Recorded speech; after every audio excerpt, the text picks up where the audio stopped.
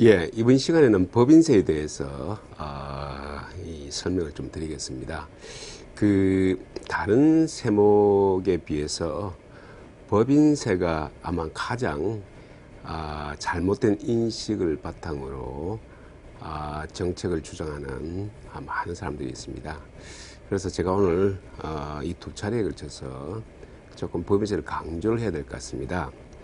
우리가 일반적으로 요즘 특히도 그렇죠. 복지 재원을 확보하기 위해서 세금을 어떤 세목을 통해서 거두어 들여야 되느냐 하는 그런 질문을 했을 때 일반 언론이나 대부분의 사람들은 법인세를 이야기하고 있습니다. 여기시 뭔가 하니까 법인세를 대체 재벌들이 내는 세금으로 이렇게 생각하고 있습니다. 그러다 보니까 이런 재벌들이 부담하는 법인세라고 생각하니까 높으면 높을수록 좋고 누진 구조가 다시 말해서 법인 소득이 높아지면 높아질수록 세율이 높아지는 누진 구조가 한국에서는 세 단계로 되어 있고요. 또 많은 경우 법인 세제라는 것은 사실 여러 가지 정책 수단들이 혼재되어 있지만은 법인 세율이 하나에 대해서 굉장히 민감합니다. 그래서 이런 하나하나의 잘못된 인식에 대해서 한번 논리적으로 한번 생각해 보는 시간을 갖도록 하겠습니다. 법인세라는 이 말 자체가 결코 올바른 표현은 아닙니다. 어떻게 보면 법인 소득세입니다. 우리가 일반적으로 소득세다 이야기하는 것은 개인 단계의 소득세고 법인세는 법인의 소득에 대한 부과하는 세금입니다. 자, 그러면 맨 처음에 이 법인세, 법인이 부자라고 생각하고 있는데요. 이런 바탕으로 깔기 때문에 이 누진구조 세 부담이 높아지면 높아진다고 생각하고 있는데 제일 먼저 우리가 질문해야 되는 것이 과연 법인이 부자인가 하는 이런 그 질문에 대해서 곰곰이 생각해 볼 필요가 있습니다. 잘 아시지만은 법인은 생명체가 아닙니다. 법인 기업이 왜 있겠습니까? 경제학에서는 기업이 존재한 이유를 조금 어려운 이야기지만은 거래 비용이라는 이런 차원에서 설명하고 있습니다. 우리가 개개인이 얼마든지 사람을 고용해서 필요할 때마다 어떤 상품을 생산할 때 A라는 상품을 생산할 때 10명이 필요하면은 언제든지 10명을 고용하고 그 다음에 100명이 필요하면은 100명을 쉽게 고용할 수가 있으면은 사실 기업이 필요가 없습니다. 개인 단계에 생산 활동할 때 필요할 때마다 사람을 고용하면 되기 때문에요. 그런데 이렇게 하다 보면은 굉장히 일종의 거래 비용이 굉장히 많이 듭니다. 그래서 이런 거래 비용을 줄이기 위해서 기업을 만드는 것이죠. 그래서 그 기업이 종업원이 되면은 기본적으로 하나하나씩 고용할 때보다 훨씬 비용이 절약되고 안정적이기 때문에 이런 기업을 만들게 되는 것입니다. 그래서 법인, 기업은 생산의 효율성 측면에서 굉장히 바람직한 형태라 이렇게 볼 수가 있겠습니다. 근데 법인이라는 것은 생명체, 자연인이 아니기 때문에 절대 법인이 세금을 부담할 수가 없습니다.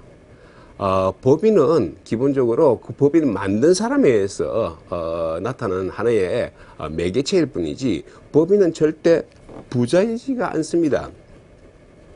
자, 그럼에도 불구하고 우리는 법인 이렇게 하면은 재벌가를 많이 생각합니다.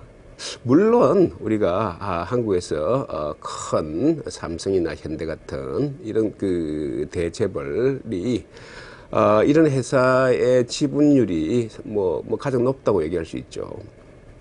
그런데 지분율을 이렇게 구체적으로 봤을 때 예를 들면 삼성 가게 같은 경우에도 전체의 2%도 채 안 되고 있습니다. 자, 그래서 우리가 일반적으로 한국을 대표하는 이런 기업이다 하더라도 이런 그 재벌 가게에서 차지하고 있는 이런 지분이 우리가 생각하는 이상으로 그렇게 많지가 않습니다. 자, 그럼에도 불구하고 왜 우리는 이 재벌에 대해서 법인세를 재벌이 부담하는 걸로 생각하고 있고 높이는 것이 타당하다 이렇게 생각하고 있는 것입니다. 재벌들 당연히 소득이 많으면은 세금을 더 부담해야 되겠죠. 자, 그러면 재벌들이 이 소득이 높아짐에 따라서 부담하는 세금은 소득세입니다. 실제로 한국의 소득 세수를 보면은 상위 1%가 숫자로 봤을 때 상위 1%가 전체 세수의 45%를 차지하고 있습니다. 이렇게 재벌을 포함한 최고 고소득층이 전체 세수에서 차지하는 비중이 이렇게 높음에도 불구하고 우리는 법인세도 또 다르게 생각하고 있는 것입니다. 결론적으로 제가 말씀드리면은 당연히 재벌처럼 소득이 높은 이런 사람에게서는 세금을 매겨야 합니다. 그것은 소득세입니다. 법인세는 절대 재벌들에게 부담하는 그런 세금이 아닙니다. 자, 그럼 이제 두 번째 우리가 잘못 가지고 있는 인식에 대해서 또 한번 살펴보도록 하겠습니다. 법인세, 법인이 부담한다 이렇게 생각하고 있죠. 물론 법인은 생명체가 아니기 때문에 법인 안에 법인과 관계를 가지는 누군가가 세금을 아마 내게 될 것입니다. 자, 그러면은 법인세는 과연 누가 부담하는가 하는 이런 측면에서 우리가 곰곰이 한번 생각해 봐야 될 것 같습니다. 사실 법인세는 누가 부담하는가 하는 이 부분은 재정학에서도 거의 한 50년 동안에 연구가 굉장히 많이 되어 있습니다. 이론도 탄탄하게 되어 있고요. 실증 연구도 굉장히 많이 있습니다. 지금 또 재정학에서 많은 국가에서는 이런 법인세의 부담에 대해서 과연 누가 부담하느냐 하는 그런 부분에 대해서 연구가 많이 진행 중에 있습니다. 자, 법인세를 누가 부담하느냐 하는 그런 그 사고를 하기 위해서는 몇 가지의 개념 정립이 필요합니다. 이 세상에 세금을 좋아하는 사람은 아무도 없습니다. 그건 어찌 보면 경제적인 어떻게 보면은 원칙이 될 수 있겠죠. 자, 그러면은 세금이 부과되면은 가능하면은 자기가 아닌 다른 사람에게 전가시키려고자 합니다. 물론 이것이 불법적이면 안 되는 것이죠. 그런데 합법적으로 전가가 가능하면은 그 세금을 다른 사람에게 전가시키는 것이 합리적인 행동입니다. 자, 그러면 이렇게 전가함으로 인해 가지고 결국 법인세는 누가 부담하느냐? 법인과 관련된 누군가가 부담하는데, 사람이 부담하는데 누가 부담하느냐? 궁극적인 이 부담 실체가 누구냐? 하는 그런 부분을 연구하는 그런 개념이 바로 법인세 귀착입니다. 영어도 인시던스라고 하는데요. 자, 이 부분에 대해서 사실 이론이 상당히 많이 있습니다. 자, 여러분들 생각해 보십시오. 법인의 주인은 누굽니까? 주주입니다. 자, 그러면은 법인세를 부과하게 되면은 당연히 주주가 제일 먼저 그만큼 세금을 부담해야 되겠죠. 자, 주주만 부담하겠습니까? 아까 제가 말씀드렸듯이 세금은 가능하면은 전가시키려고 합니다. 지금까지 종업원에 대해서 일정 부분 이 복지 혜택을 잘 베풀었는데 세금이 갑자기 높아지게 되면은 그 부분의 일정 부분만큼은 종업원들의 복지 혜택을 줄여버리면 되는 것입니다. 그러면은 결과적으로 법인세 부담이 일부는 종업원한테 갈 수밖에 없는 것입니다.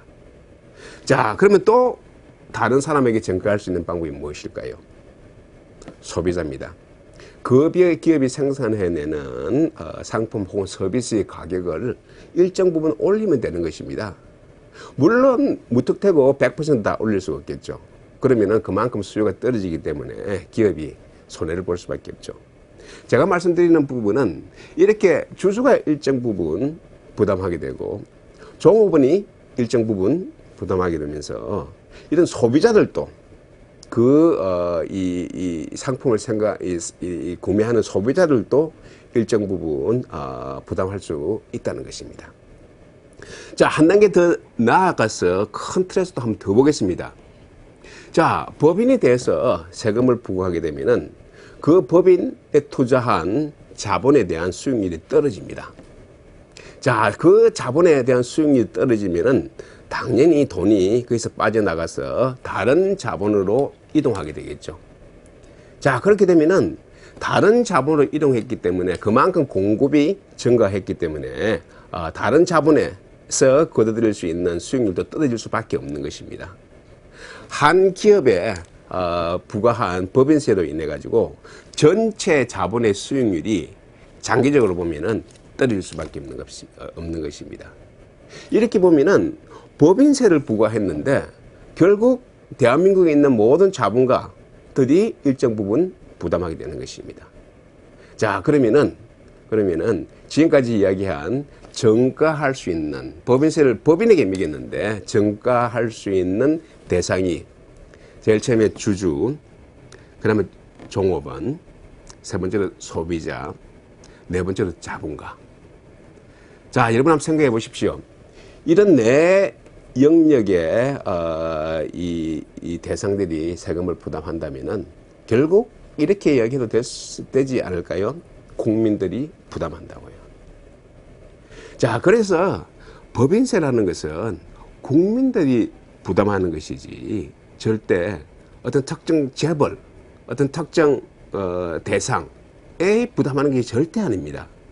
그렇기 때문에 많은 국가들은 법인이 특정 대기업이 부담하는 것이 아니고 전체 국민들이 부담하는 것이기 때문에 법인세를 통해서 과연 소득 재분배 효과를 거둬들일 수 있을까 하는 그런 부분에 대해서 굉장히 회의적입니다.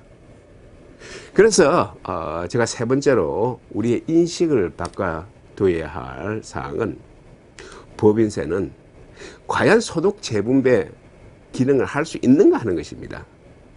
우리 한국의 법인세제는 세 단계의 누진 구조를 가지고 있습니다.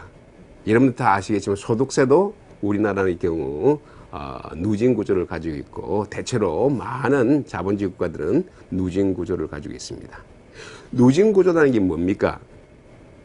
소득이 높아질수록 부담하는 세율이 높아진다는 것입니다. 자, 이걸 통해서 얻고자 하는 정책 목표는 바로 소득 재분배를 한번 이뤄보려고 하는 것입니다. 자, 그런데 아까 말씀드렸듯이 법인세는 법인이 내는 것이 아니고 대한민국 국민이 전체 다 일정 부분 부담하는 것이다는 이런 사실, 새로운 사실을 알게 됐으면은 법인세를 통해서 소득 재분배를 하자 하는 이 사고 자체가 굉장히 잘못됐다는 것을 우리가 알 수 있을 것입니다. 그래서 실제로 우리나라 같은 경우에는 법인세제가 세 단계의 누진 구조로 되어 있지만은 대부분의 모든 국가들은 법인세제는 단일 세율로 가지고 있습니다. 다시 말해서 이윤이 1억이 됐든 100억이 됐든 1000억이 됐든 똑같이 10% 혹은 20% 이렇게 단일 세율을 가지고 있는 국가들이 대부분입니다. 왜 그럴까요? 바로 법인세제라는 것이 결국 모든 국민이 부담하는 것이기 때문에 소득 재분배라는 이런 타켓을 가지고 디자인을 하지만은 실제로 소득 재분배가 되고 있을지 안 될지는 아무도 모릅니다. 왜? 법인세가 몇 퍼센트가 주주한테 가고 몇 퍼센트가 소비자에 가고 종업원에 가고 자본가에 되고 하는 이런 그 비율 자체가 굉장히 모호한 그렇기 때문에 이런 법인세제를 통해서 이 소득 재분배를 하고자 하는 이런 그 상호는 굉장히 우리가 국제 스탠다드로 봤을 때 굉장히 잘못된 인식을 바탕으로 하고 있다. 이렇게 말씀드릴 수가 있겠습니다. 자, 그러면은 우리가 또 하나 우리 한국에서 많이 이야기되고 있는 인식의 잘못이 지난 정부의 때도 그렇고 항상 우리가 법인세를 저처럼 이제 그 성장을 중심으로 이 주장을 하는 전문가들은 법인세 인하를 이야기 많이 하고 있습니다. 이런 법인세 인하를 이야기하면은 항상 반대 논리로 이야기하는 것이 부자 감세입니다. 아까 말씀드렸듯이 법인세는 부자이기 때문에 법인세를 감세하면은 부자 감세다 하는 이런 용어로서 굉장히 여론 새물이를 하고 실제로 많은 국민들이 거기에 동조하는 심적으로 동조하는 그런 형태를 보이고 있습니다. 이것도 잘못된 것입니다. 법인 세제를 낮추는 가장 큰 목적은요, 기업의 투자를 활성화하기 위해서 그런 것입니다. 이것도 재정학에서 1960년도부터 연구가 되기 시작해서 거의 50년 동안에 많은 연구, 이론 연구, 실증 연구가 있습니다. 자, 이런 수많은 연구, 각국별로 얼마나 많은 연구가 있겠습니까? 그 연구를 통해서 나타난 공통된 이 의견이, 사실이 법인 세제를 낮추면은 기업의 투자에 효과적이라는 것입니다. 이것이 바로 이제 이 재정학에서 신고전파 투자 이론입니다. 그 정도로 전 세계적으로 인정되고 있는 이 이론이 한국 이 땅에서는 법인세를 인하하면은 투자라는 그런 이야기는 없고 단지 부자 감세라는 것입니다. 자, 이런 그 이론에 충실해서 법인세를 인하하게 되면은 기업이 투자를 활성화하게 되면은 그거는 곧 한 국가의 경제 성장하고 직결되게 되어 있는 것입니다.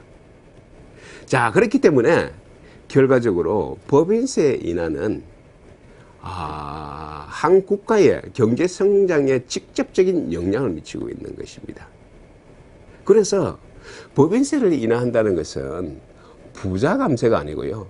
아까 제가 말씀드렸듯이 법인세에 대한 인식을 바로 하고 법인세에 대한 정책 효과에 대해서 우리가 올바른 인식만 가지고 있으면은 법인세 인하라는 것은 부자 감세가 아니고 감세해서 부자가 되자는 감세 부자가 옳은 표현입니다. 이거는 이론뿐만 아니고 실증적으로 다 증명이 되어 있는 이런 사실임에도 불구하고 한국에서는 법인세 인하를 감세 부자가 아니고 부자 감세로 인식하고 있는 이것이 가장 큰 문제라 이렇게 평가할 수가 있겠습니다. 자, 그러면 또 이런 질문도 합니다. 기업 같은 경우에는 아무리 감세해도 투자를 하지 않는다. 돈만 쌓아놓고 투자하지 않는다. 이런 말도 많이 하고 있습니다. 이것도 상당히 대중 선동적인 그런 그 예를 몇 개 들면서 할 수가 있지만은 우리가 경제를 보는 눈을 우리가 제대로 가지게 되면은 이기에 대한 문제 인식을 바로 잡을 수 있겠습니다. 한 예를 들겠습니다. 우리가 아이스크림 가격이 내렸다고 하면은 지금에 1,000원이었는데 한 700원으로 내렸다고 가정을 합시다. 그럼 아이스크림 가격이 떨어지면은 대한민국에 있는 모든 사람들이 아이스크림을 더 소비하게 될까요? 안 그렇습니다. 어떤 사람은 아이스크림 자기 몸에 맞지 않기 때문에 가격과 관계없이 안 살 수도 있는 것이고 사람마다 다 천차만별입니다. 확실한 것은 모든 사람이 가격이 인하했대 가지고 일제히 소비를 늘리는 것은 아닙니다. 근데 확실한 것은 시장의 아이스크림 수요를 전부 합산해 보면은 가격이 1,000원일 때하고 가격이 700원일 때하고 확실하게 가격이 700원일 때 더 수요가 많습니다. 이것이 바로 경제학에서 이야기하는 수요 법칙입니다. 수요 법칙이라는 것은 모든 개인에게 다 100% 적용될 수는 없는 겁니다. 그렇지만 총체적으로 시장에서 발생하는 이런 수요의 변화를 합산하게 되면 반드시 가격이 떨어지면 수요는 높아지기에 마련입니다. 기업의 투자도 마찬가지입니다. 기업의 투자는 결국 법인세에 의해서 결정되는 것이고 법인세에 의해서 결정된 이유는 바로 기업의 자본 비용을 낮추기 때문에 그런 것입니다. 법인세를 인하해 주면은 그만큼 기업이 투자한 자본에 대한 비용이 떨어집니다. 가격이 떨어지기 때문에 투자 비용이 떨어지기 때문에 투자를 더 많이 할 수밖에 없습니다. 그런데 이 투자가 모든 기업이 다 일제히 법인세가 인하됐다 해가지고 일제히 100% 투자를 높이는 것은 아닙니다. 어떤 기업은 다 특수한 환경이 다 있는 것입니다. 미래에 한 1년 후 혹은 2년 후에 업종을 전환한다든지, 또 어떤 업종에 대해서 어떤 기업 같은 경우에는 노사 문제가 복잡하기 때문에 이 기업의 이 법인세 인하하는 것이 지금 현재는 중요하지 않은 그런 경우가 있습니다. 그래서 이런 하나하나의 기업들은 다 특성이 있기 때문에 100% 모든 기업이 법인세가 인하했다 해가지고 투자를 높이진 않습니다. 그렇지만은 확실한 것은 법인세가 인하되면은 대한민국 전체 기업들이 투자하는 그 변화량은 반드시 높아질 수밖에 없습니다. 아까 말씀드린 아이스크림의 예하고 똑같습니다. 우리가 기업이 법인세를 인하한다 하더라도 현금만 가지고 있고 투자하지 않는다. 물론 그런 기업이 있을 수가 있습니다. 그렇지만은 모든 기업이 그렇지 않다는 것입니다.